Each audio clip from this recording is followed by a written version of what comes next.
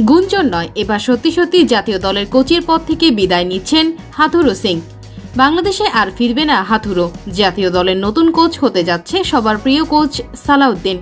বেশ কিছুদিন ধরে শোনা যাচ্ছিল বাংলাদেশে ফিরতে চায় না প্রধান কোচ চন্ডিকা হাথুরু সিং। তবে এতদিন এই খবরকে গুঞ্জন বলে ধরা হলেও এবার সত্যি সত্যি বিদায় হচ্ছে হাথুরু। ইতিমধ্যেই বিসিবিকে জানিয়েছে হাথুরু বাংলাদেশে তিনি আর কোচ হিসেবে থাকতে চান না।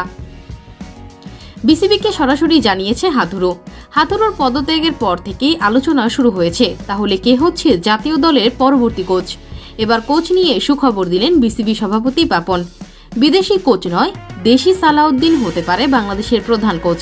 জানা যায় প্রধান কোচ হওয়ার আমন্ত্রণ দেওয়া হয়েছে সালাউদ্দিন স্যারকে, আর সালাউদ্দিন স্যারকে জিম্বাবুয়ে সিরিজেই চায় পাপন।